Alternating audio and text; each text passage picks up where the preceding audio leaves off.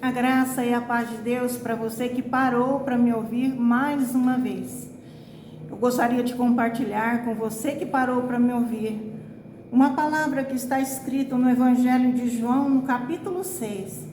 Está escrito o seguinte: depois disso, partiu Jesus para o outro lado do mar da Galileia, que é o de Tiberíades, e grande multidão seguia, porque via os sinais que operava sobre os enfermos.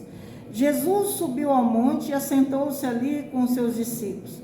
E a Páscoa, a festa dos judeus, estava próxima.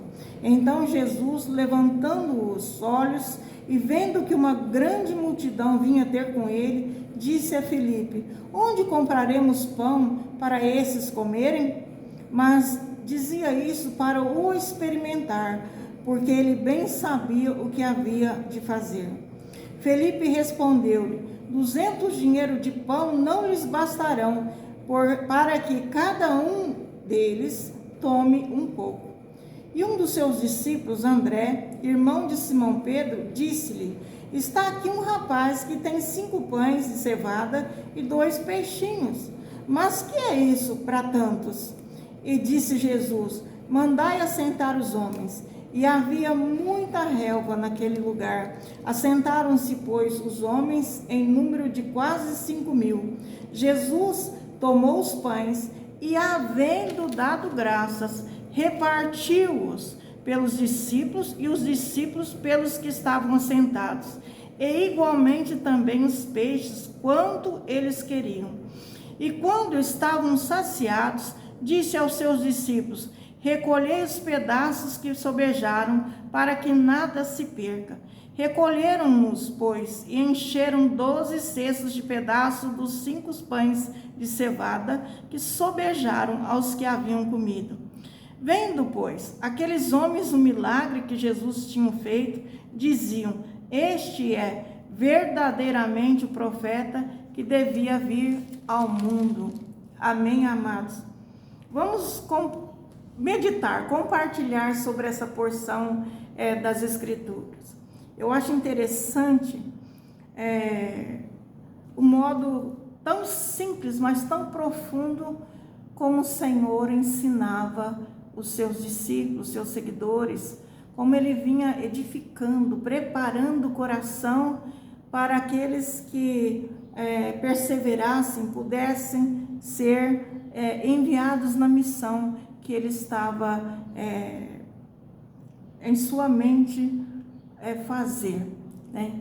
E Deus tinha o seu propósito no seu coração, ele sabia da missão que ele tinha vindo, então ele estava ali trabalhando no coração das pessoas para que ele pudesse preparar aqueles que seriam os seus discípulos na terra. Amados, então nós vemos no capítulo anterior, Jesus fez um grande discurso para a multidão que o seguia. E eles, amados, nos seus corações arrazoavam, porque Jesus falava que ele tinha um relacionamento com o Pai e que ele era o Filho de Deus, e ele tinha e testificava isso através das palavras, dos ensinamentos que ele dava, através dos milagres que ele fazia, através do testemunho de João Batista, através do que Moisés e os profetas falaram acerca dele. Mas mesmo o Senhor explicando todas essas coisas, alguns duvidavam e outros chamavam ele de blasfemador, né? Que ele era um blasfemo. Então Jesus, ele citou, antes de sair daquele lugar, daquele momento, e seguir o seu caminho, ele falou com eles: mas se não credes nos seus escritos, como crereis nas minhas palavras? Depois que Jesus falou todas as coisas desse discurso que nós podemos ver no capítulo 5, ele falou: se não credes nos seus escritos. Quais escritos que o Senhor estava se referindo? Aos escritos de Moisés, né, que era a Torá, e os escritos dos profetas. Então o Senhor falava que a lei, tudo aquilo que, as ordenações que Deus deu para Moisés passar para eles, e que os profetas falaram acerca dele, apontando para a vinda dele, era real. Mas se eles não criam nos escritos que eram sagrados aos olhos dele, como que eles iriam crer nas palavras que ele estava dizendo? Quer dizer que havia uma barreira aí. E o Senhor deixou eles ali pensando sobre essa situação e seguiu adiante.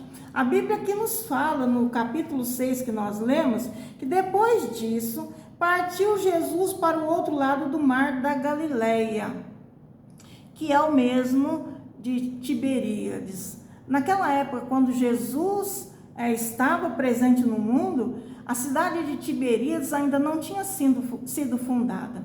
Então, esse acréscimo foi dado porque João viveu muitos anos. Ele foi o discípulo que mais viveu depois que o Senhor Jesus partiu desse mundo. Então, ele relatou aqui que o mar da Galileia era o mesmo chamado mar de Tiberíades. Então, João relatou que grande multidão o seguia. Não eram poucos, era grande multidão. Porque via os sinais, porque via o Senhor operando maravilhas, porque via o Senhor curando os enfermos. Então nós vemos aqui que o João teve a percepção da realidade da situação também, que a maioria daquelas pessoas estavam seguindo o Senhor por causa das suas necessidades físicas, das suas necessidades pessoais, emocionais, porque aonde o Senhor estava, as pessoas sentiam grande paz, grande alívio, eles sentiam a presença, uma presença que deixava eles felizes, deixavam eles libertos, até mesmo curados de coisas que ninguém sabia. O Senhor, na sua onisciência, ele entrava aonde tinha que entrar, através da sua palavra, e os curava. Então, amados, Jesus subiu ao monte. Esse era um costume da época, né? Jesus subiu numa parte mais alta, no monte, assentou-se. Era assim que os mestres faziam, eles ensinavam sentados, né? E ali, ele, rodeado com seus discípulos, começou a ensinar essa multidão. Mas era a época de Páscoa, estava perto da Páscoa. Então, Jesus levantou os olhos e viu a grande multidão se achegando, né? E ele virou para Filipe e perguntou: Filipe, onde compraremos pão para estes comerem? É muita gente, Jesus falou. Onde compraremos pão para esses comerem? Filipe então arrazoou, calculou no seu coração e falou para Jesus: 200 dinheiros de pão não lhes bastarão para que cada um deles tome um pouco. Então Filipe, ele falou assim: 200 dinheiro de pão não vai dar nem para cada um comer um pouco. 200 dinheiro não era pouco dinheiro, amados. Era o salário de metade de ano de trabalho. Então era necessário muitos meses de trabalho para que se tivesse 200 dinheiro. E mesmo eles tendo os 200 dinheiro na bolsa, porque Jesus recebia doações já das mulheres. A Bíblia fala que as mulheres que o seguiam compartilhavam, doavam, né? Sustentavam o ministério do mestre. Não daria para eles comer. Jesus perguntou isso, João relata aqui que Jesus perguntou isso para o experimentar, porque ele bem sabia o que fazer. Amados, o Senhor sempre sabe de todas as coisas, sempre sabe o que fazer. Então, ele falou daquela maneira com Filipe para o experimentar. Ele queria saber o que estava no coração de Filipe.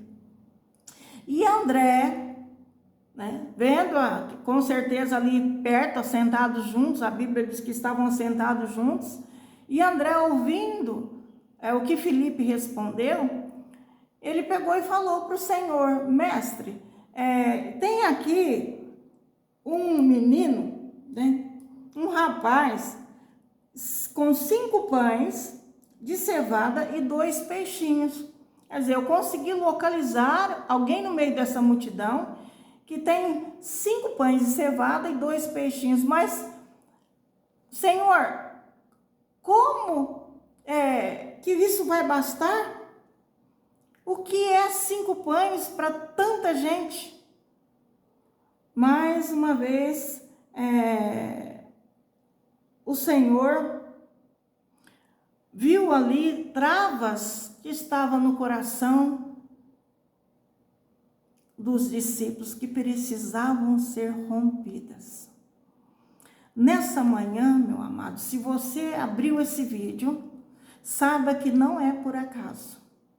O Senhor hoje, por essa palavra, Ele quer trabalhar em barreiras que estão impedindo o seu avanço, barreiras que estão impedindo a sua fé, barreiras que estão impedindo você conquistar o sobrenatural, conquistar as promessas de Deus para você, conquistar a presença de Deus na sua vida e com ela todo o benefício que Ele conquistou na cruz para te entregar. Então, amados, nós vemos aqui no coração dos discípulos barreiras de incredulidade. Os discípulos, apesar de seguirem o Mestre, de amarem o Mestre e de já ter visto tantos milagres, de crerem que Ele era o Filho de Deus, eles ainda tinham no coração deles problemas em entender quem de fato Deus era. João, no princípio da palavra, ele fala: o verbo estava com Deus e o verbo era Deus. Desde o princípio.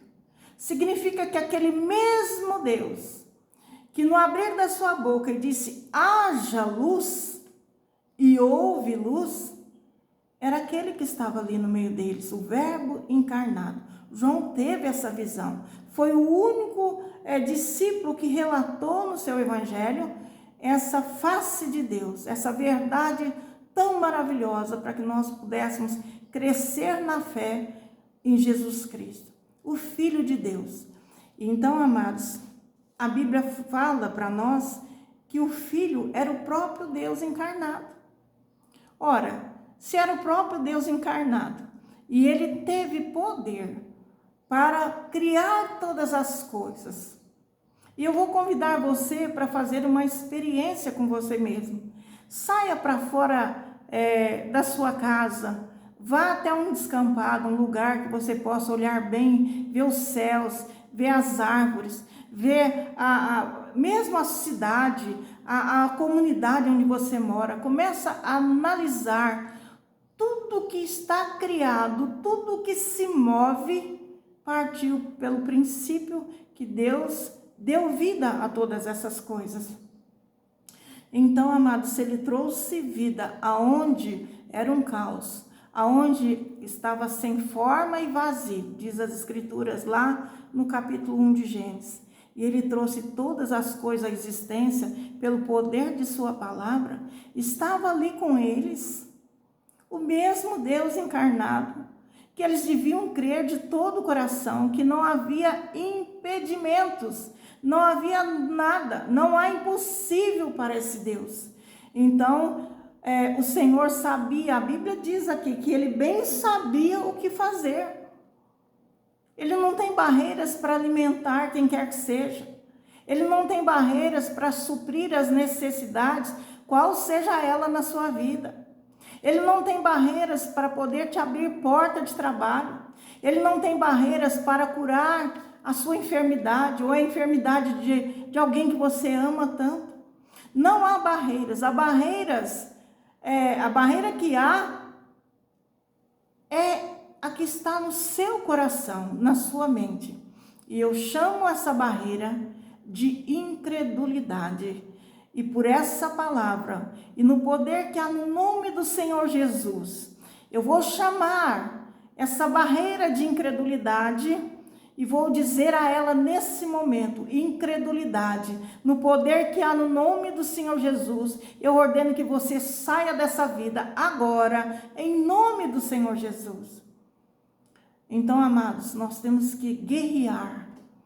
Jesus, ele trouxe os discípulos para uma situação em que eles começassem a pensar, analisar, e dali ele trouxe uma grande lição para eles. Ele disse para os discípulos: mande essa multidão se assentar. E eles saíram, agruparam, e a Bíblia diz que eram 5.000 homens, e foram agrupados, fora mulheres e crianças, que eu creio que havia muitas ali também. Então o Senhor mandou agrupar. Ele pegou aqueles pães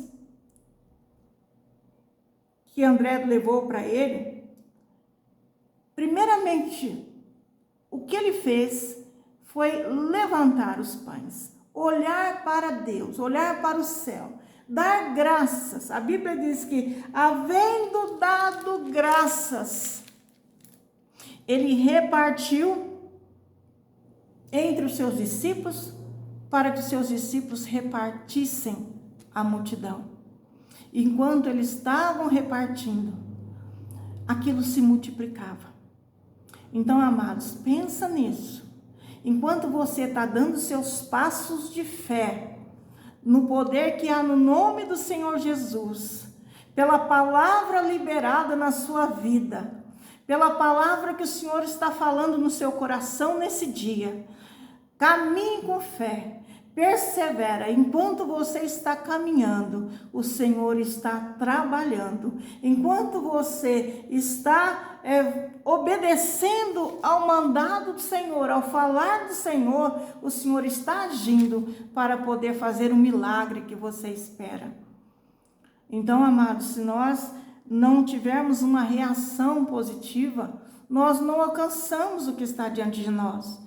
Essa palavra é maravilhosa, ela é muito rica, porque ela nos dá uma lição que nós devemos tratar com as barreiras naturais da nossa mente. A nossa mente tem como é que fala? Uma limitação humana que vai até onde nós alcançamos por aquilo que nós vivemos, recebemos de conhecimento, aquilo que nós vemos e tivemos experiência no mundo. Mas isso é tão pouca coisa em relação àquilo que Deus é. Tão pouquinho, que o Senhor Jesus, em outro momento, falou: se tiverdes fé do tamanho de um grão de mostarda, quer dizer, se tiver pelo menos um pouquinho, né? Basta falar a esse monte, quer dizer, basta determinar a esse problema, chamando-o pelo nome e dizendo a ele: passa daqui para lá, quer dizer, saia da minha vida. E faça isso em nome do Senhor Jesus.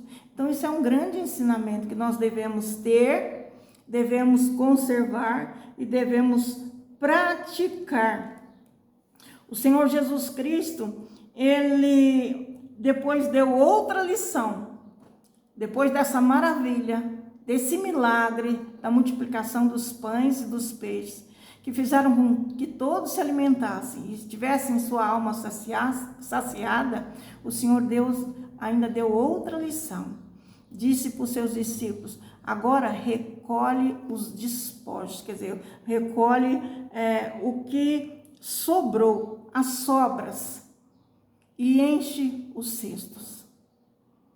Eram 12 discípulos, sobrou 12 cestos cheios. Quer dizer que para aqueles que estavam incrédulos antes de terem a experiência do milagre, passaram a ter consigo um cesto cheio, fruto de milagre. cada discípulo carregou consigo um cesto cheio daquele milagre, né? Das sobras daquele milagre.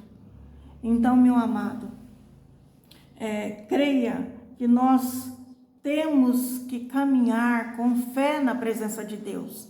Não é o conhecimento, mas nós temos que conhecer para saber quem fala conosco. Nós devemos examinar as Escrituras para termos discernimento do Espírito que fala conosco.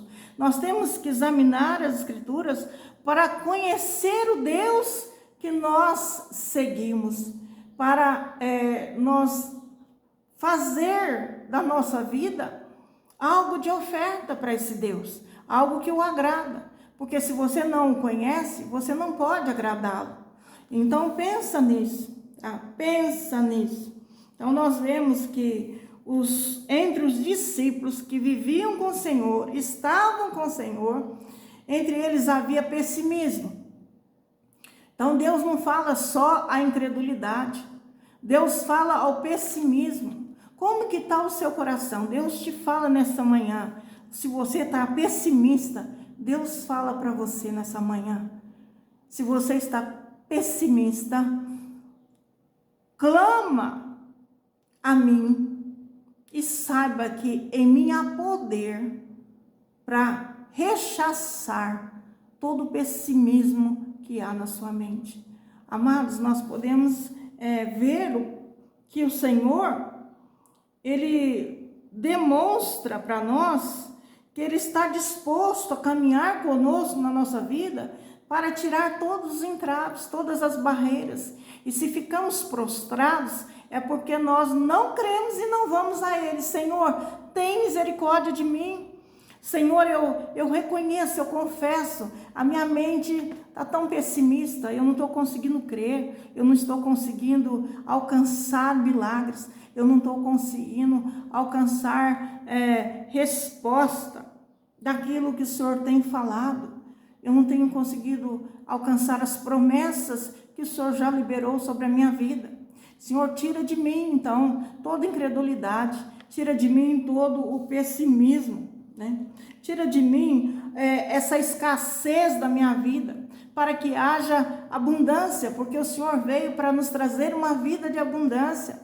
Senhor, tira de mim as enfermidades, principalmente, amados, as enfermidades da alma. Deus cura a enfermidade física, mas principalmente a enfermidade da alma. Porque nós podemos até estar enfermos na carne, mas se nossa alma estiver sã, nossos olhos forem sãos, nossos pensamentos forem sãos, nosso coração terá vida e vida abundante. Quantas vezes nós não saímos para visitar alguém, essa pessoa está muitas vezes até num leito de morte, e essa pessoa transmite para nós uma alegria, uma paz, uma presença que nós sentimos vergonha de nós mesmos, não é, amados? Quantas vezes já não aconteceu isso comigo? Por quê? Porque o coração das pessoas, ele é muito valioso. Então, o Senhor ele trabalha de dentro para fora. E Ele busca fazer com que nós permitamos que a fé nele transcenda a nossa natureza humana. Alcance o posicionamento de seres que já estão assentados nas regiões celestiais. Porque para isso o Senhor veio, para nos tirar das trevas para a luz, para as regiões celestiais, para regiões sobrenatural, para a região que a fé é que determina o quanto você vai receber, o quanto você possui e o quanto que aquilo vai manifestar na sua vida. Amado, muitas pessoas não alcançam bênçãos porque a mente limita, porque a mente está muito pequena e vê Deus de acordo com a sua mente, não de acordo com aquilo que Deus é. Então nessa manhã o Senhor chama você, para você ter fé, para você saber que há poder em você, no poder que o Espírito Santo te dá para você vencer essas barreiras e de fé em fé você ir de vitória em vitória. Vamos ler o que está escrito no livro de Efésios, no capítulo 3, no versículo 20, que está escrito assim: ora, aquele que é poderoso para fazer tudo muito mais. Quais os problemas que você tem? Aponte todos eles, aponte tudo que você precisa diante do Senhor. Então a Bíblia diz que aquele que é poderoso para fazer tudo muito mais abundantemente, de forma que sobeja, de forma que vai além das suas expectativas, além daquilo que pedimos ou pensamos, segundo o poder que em nós opera, quer dizer, segundo o poder do próprio Espírito de Deus que habita em você. Então há em você o Espírito de excelência, o Espírito de Deus, e Ele está pronto para te socorrer e te ajudar. Amém, amado? Que nessa manhã você permita os teus olhos se abrirem e você enxergar as suas próprias limitações, para que você possa romper de fé em fé, de glória em glória, de vitória em vitória. Esse é o desejo de Deus para a sua vida. Amém?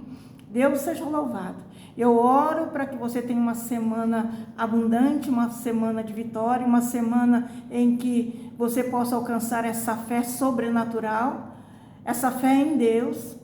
Eu oro para que haja paz no seu coração, haja plenitude da presença do Espírito Santo na sua vida, haja alegria na sua casa, na sua família, nos seus relacionamentos, que você seja curado nas suas enfermidades físicas, se tiver, e curado também nas suas enfermidades da alma. Amém?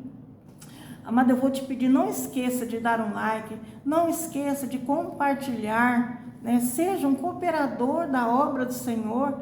Tire 5 minutos, dedique 5 minutos apenas em compartilhando essa mensagem às pessoas que você conhece, né? Manda para aqueles que Deus apontar para você. Tenha fé. A cada um que você mandar, Deus estará sobre a sua vida, te ungindo, te abençoando, porque você está com Ele, cooperando com o Evangelho. Amém, amado? Coopere com o Senhor. Não te custa nada. E Deus te abençoe por isso. Amém? Deus seja louvado.